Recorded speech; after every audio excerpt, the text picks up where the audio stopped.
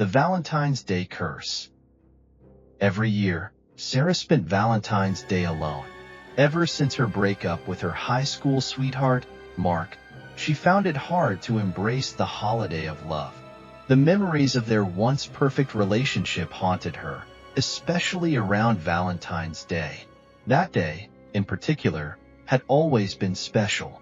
Mark had proposed to her on a snowy Valentine's night, and they had promised to spend every February 14th together, no matter where life took them. But when he left her, just 3 years ago, Sarah lost all taste for romance.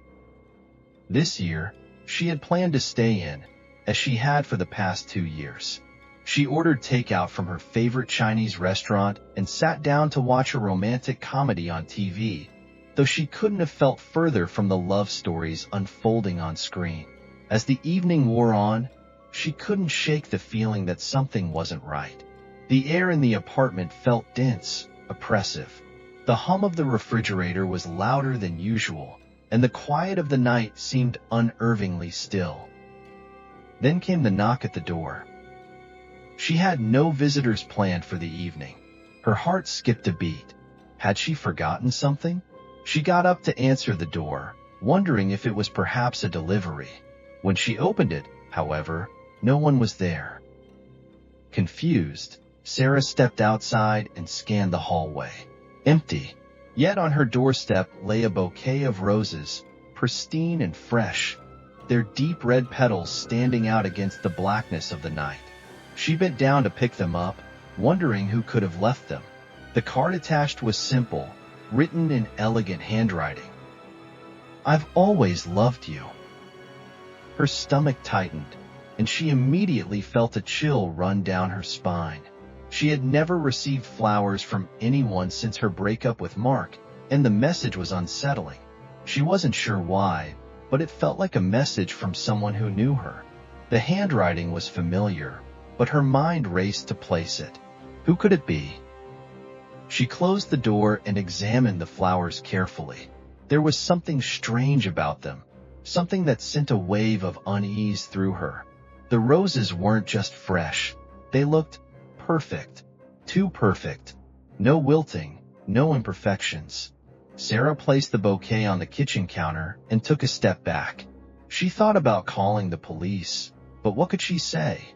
She didn't even know who had left them. As the night wore on, a creeping unease settled over Sarah. The silence in her apartment became unbearable, as if something or someone was watching her. Every little sound felt amplified. The clock ticking on the wall seemed louder than ever.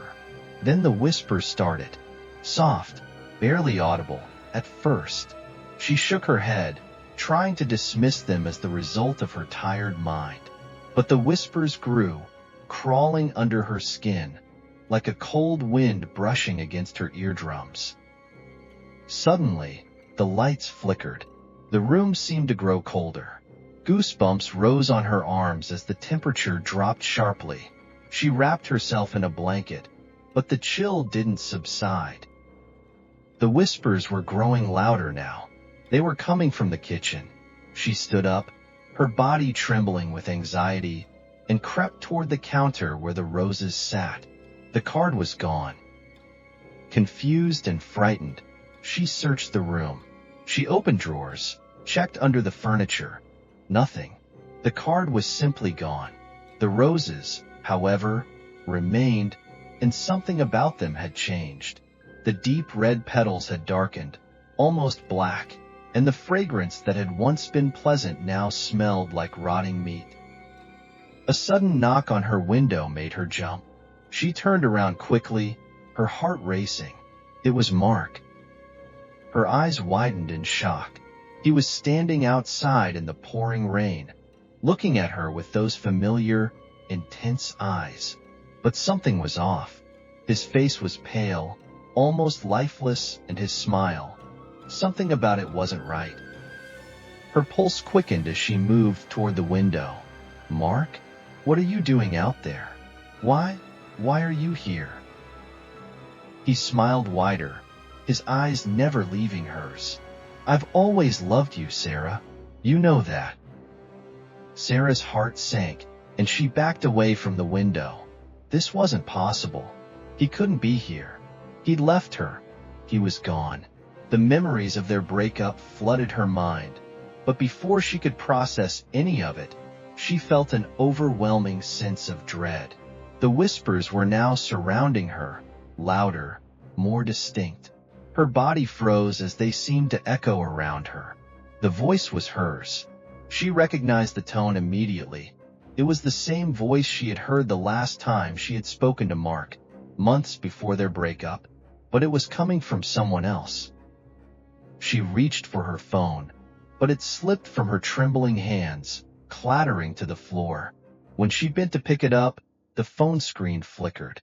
The picture of her and Mark from their engagement was now on her screen. But something was different. Mark's smile was twisted, his eyes hollow. A message appeared beneath the photo, written in the same elegant handwriting from the card.